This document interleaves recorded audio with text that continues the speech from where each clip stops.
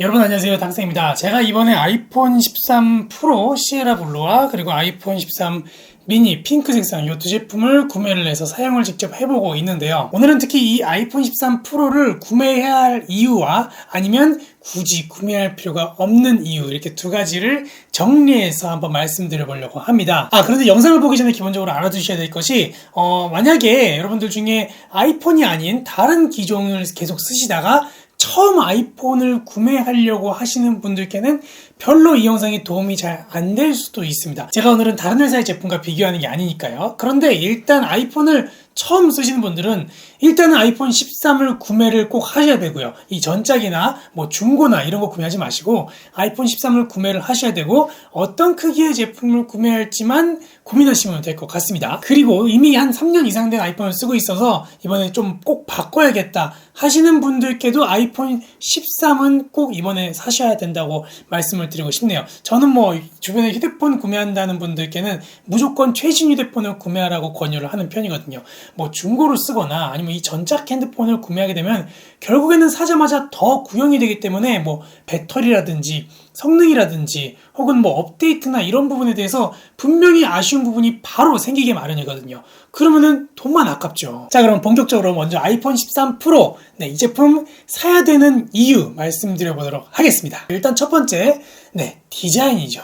디자인. 사실 매번 출시될 때마다 이렇게 호불호가 많고 말도 많은 그런 아이폰의 디자인이지만 그만큼 이 디자인 때문에 또 어마어마한 판매율을 매년 보여주고 있는 게 또 아이폰이죠. 이번에도 역시나 디자인은 아주 예쁘게 나왔습니다. 뭐 작년 모델과 거의 비슷하긴 하지만 그래도 색상도 굉장히 예쁘게 잘 나왔고 이 측면 테두리도 굉장히 예쁘게 잘 나왔습니다. 그리고 지난번 영상에서 말씀드렸던 것처럼 이 노치 사이즈도 굉장히 많이 줄어들었죠. 이 노치가 좀 거슬렸던 분들한테는 꽤나 반가운 소식이긴 할 텐데 아무래도 뭐 이렇게 노치가 줄어들었다고 큰 그런 뭐 차이나 무슨 사용하는데 큰 이득이나 뭐 이런 건 없으니까 저는 그냥 그래요. 그리고 이 커다랗고 두꺼운 이 카메라는 호불호가 좀 많이 갈리는 것 같아서 조금 이따가 말씀을 좀 드릴게요. 그리고 두 번째 말씀드릴 건 성능입니다. A15 바이오닉 칩셋을 탑재를 했는데요. 더 빠른 처리 속도를 보여주고 있습니다. 매년 아이폰이 그랬듯이요. 이런 처리 속도로 촬영한 영상의 후편집이나 뭐 4K 영상을 뭐 자르고 뭐 편집하는 뭐 그런 작업이라든지 아니면 지금 보시는 것처럼 이렇게 시네마틱 영상 또 이런 것도 빠르게 처리가 가능하고요. 특히 이 시네마틱 영상은 촬영을 한 다음에 심도를 다시 이렇게 조정하는데 아주 부드럽게 조금도 부족함 없이 빠르게 돌아가는 걸 볼 수가 있었습니다. 그런데 이 시네마틱 영상은 4K가 아니고 FHD로만 촬영이 가능합니다. 시네마틱인데 4K가 안 되는 게 조금 아쉽긴 하지만 아직까지는 조금 버거운가 봐요. 사실 이번에 장점으로 제가 빨라진 성능을 넣긴 했지만 지금까지 제가 아이폰을 사용하면서 쭉 사용해보면서 뭐 이 프로세서가 부족해서 아이폰이 좀 답답하다, 느리다 혹은 뭐 너무 빨라졌다 이런 거를 확 느끼지는 못했거든요. 그냥 그때그때 나오는 아이폰에 따라서 편하게 썼죠. 물론 사용하다가 백그라운드 앱이 종종 리프레시 되는 경우도 있긴 하지만 지금 당장 쓰고 있는 앱이 문제가 있거나 리프레시 되는 경우는 별로 없었고요. 그리고 뭐 튕기더라도 이 앱 자체에 문제가 있었던 경우가 굉장히 많이 있었기 때문에 뭐 자체에서 뭐 프로세서가 무슨 항상 뭐 부족했다, 너무 좋아졌다 이런 걸 확 체감하기에는 그런 건 없었거든요. 아무래도 최적화가 잘 되어 있는 이런 OS 덕분이기도 한 것 같기도 합니다. 그래서 뭐 아이폰 13을 꼭 구매해야 될 이후에 이걸 넣기에는 조금 무리가 있기도 하죠. 자, 다음은 디스플레이입니다. 더 밝아졌고 더 부드러워졌습니다. 확실히 이 디스플레이는 이 아이폰 13 프로를 구매하기에 충분할 만한 만큼 꽤나 성능이 좋아졌는데요. 일단은 밝기가 더 밝아졌다는 점이 아주 좋습니다. 아이폰 11 프로와 아이폰 12 프로 이 두 개는 밝기가 똑같아요. 똑같이 800니트인데 이 아이폰 13 프로 요거는 밝기가 1000니트로 훨씬 밝아졌습니다. 거기다가 HDR 사진이나 무슨 동영상 같은 걸 관람할 때는 훨씬 더 밝은 1200니트까지 최대 올라가기 때문에 훨씬 더 관람하기에 편하죠. 자, 혹시 보이실지 모르겠어요. 카메라에서 이게 아이폰 13입니다. 눈으로 보기에는 이게 확실히 밝은데 혹시 차이가 있으신가요?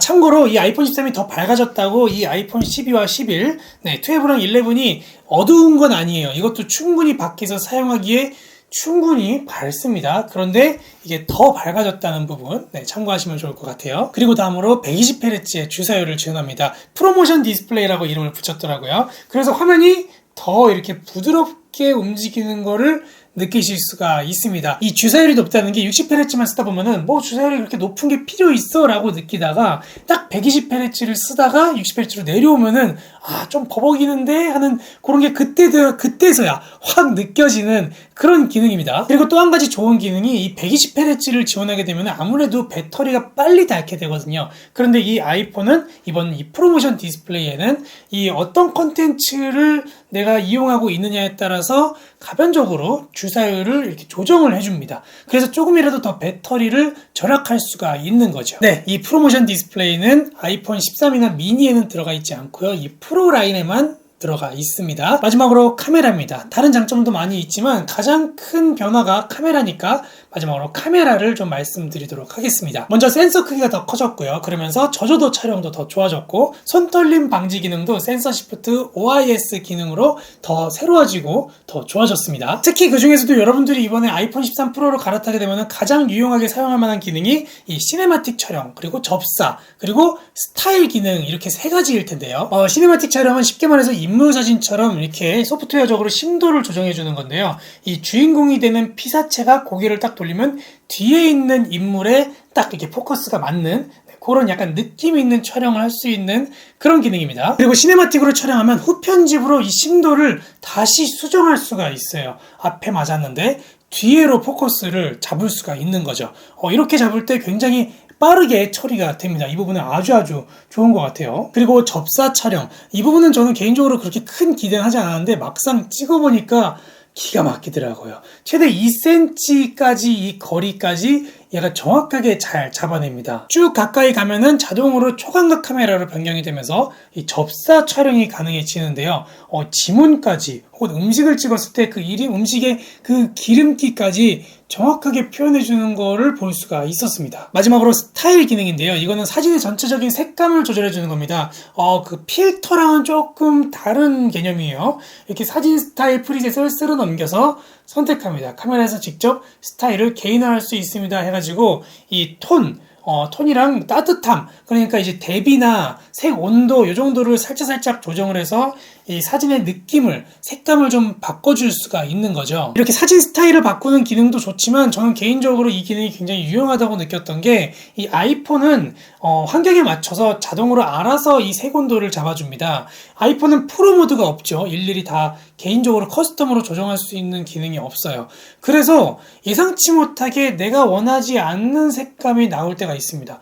뭐 예를 들면은 내가 찍으려고 있는 이렇게 장소에 이런 화면이라든지 TV 디스플레이라든지 이런 게 있으면 확 또 색온도가 확 올라가는 경우도 있고, 그런 경우가 있죠. 그럴 때 이 스타일에서 색감을 조금 차갑게 이렇게 바꿔주면 그나마 좀 이렇게 내가 원하는 색깔이 나오는 경우가 있습니다. 그런데 그나마 좀 아쉬운 부분은 이건 어디까지나 이렇게 색감만 살짝 바꾸는 거지 색온도를 조정하는 그런 기능은 아니라서 이 바꿀 수 있는 범위가 크지는 않더라고요, 아직까지는. 제가 생각해본 카메라 유용한 기능은 여기까지고요. 이 애플 프로레스 촬영 같은 기능은 아직까지는 이것 때문에 굳이 바꿀 이유가 되지는 않을 것 같아서 이 얘기는 생략하고 다음에 제가 조금 더 공부해서 말씀드리도록 하겠습니다. 자, 그러면 이번에 반대로 아이폰 13 프로로 굳이 갈아탈 필요가 없는 이유 말씀드리도록 하겠습니다. 이번에도 첫 번째 디자인에 대한 부분입니다. 사실 이번에 아이폰 13이 디자인이 예쁘게 잘 나오긴 했지만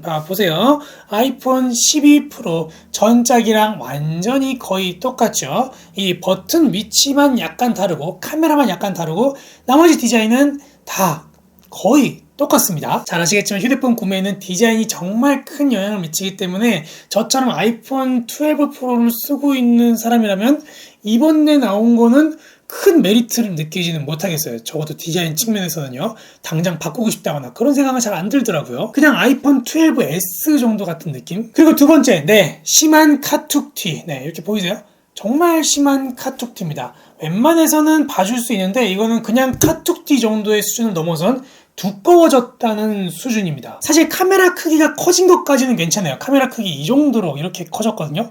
꽤 커졌죠. 그런데 이 커진 것까지는 괜찮은데 두꺼워지다 보니까 여기다가 이 카메라를 보호하기 위해서 여기보다 조금 더 나오는 이만한 케이스를 또 끼우게 되겠죠. 케이스까지 끼우면 굉장히 두꺼워지기 때문에 요거는 좀 단점이지 않을까 싶네요. 특히 이 카툭티가 거슬리는 분들이라면 매장에서 직접 제품을 직접 확인해 보시고 구매하시는 거를 추천을 드립니다. 그리고 세 번째, 아이폰 13 프로도 여전히 무겁습니다. 아니, 여전히 더 무거워졌습니다. 매년 갱신합니다. 더 점점 조금씩 무거워집니다. 사실 애플 제품을 쓰면 이 무게는 어느 정도 포기를 하고 써야 되긴 하죠. 특히 맥북이 그렇죠. 맥북 프로 같은 경우에는 더더욱이 언제쯤에나 가벼워질지 모르겠어요.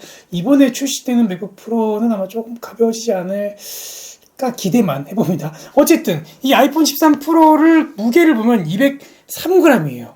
네, 무거워요. 심지어 프로 맥스는 238g입니다.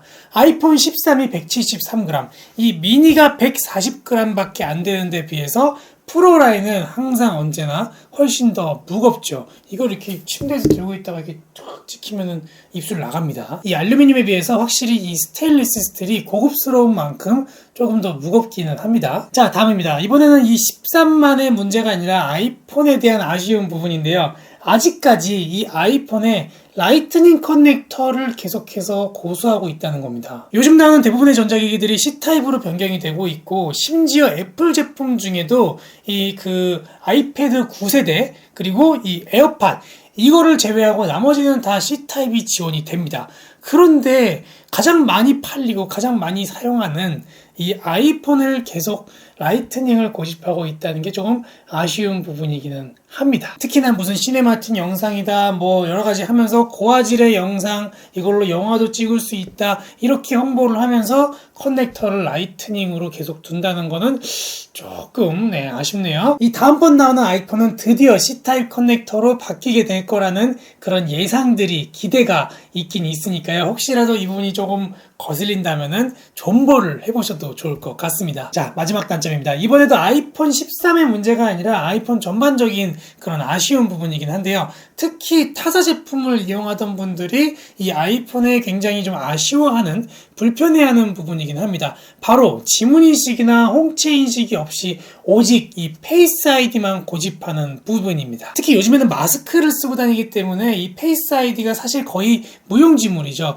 이 애플워치를 이용해서 잠금을 해제할 수도 있지만 애플워치를 사용하지 않는 분들은 매번 이렇게 비밀번호를 눌러야 하는 그런 번거로움이 있어요. 심지어는 이게 불편해서 그냥 잠금을 꺼놓고 다니는 분들도 많이 있더라고요. 그래서 요즘에는 나는 아이폰 안 써라고 이야기하는 분들의 그 이유가 통화 녹음 안 되는 거 그 다음으로 이 잠금 해제가 불편하다는 그런 이유들이 많더라고요. 제발 다음 아이폰만큼은 아이패드 에어처럼 이 잠금 버튼에 터치 아이디 하나만 살짝 넣어줬으면 하는 바람입니다. 네, 오늘 아이폰 13 프로를 사는 게 좋을지 아니면 굳이 살 필요가 없을지 이렇게 장점과 단점을 간단하게 정리해봤습니다. 오늘 정리한 것 말고도 사실 장단점이 정말 많이 있어요. 혹시 여러분들이 알고 계신 장단점이 있다면 아래 댓글로 마음껏 공유해주시면 감사드리겠습니다. 혹시 오늘 내용이 도움이 되셨다면 구독 버튼과 좋아요 버튼으로 응원 한 번씩 해주시면 감사드리겠고요. 저는 다음 영상에서 더 유익한 정보들로 또 유익한 리뷰로 찾아뵙도록 하겠습니다. 감사합니다. 바이바이.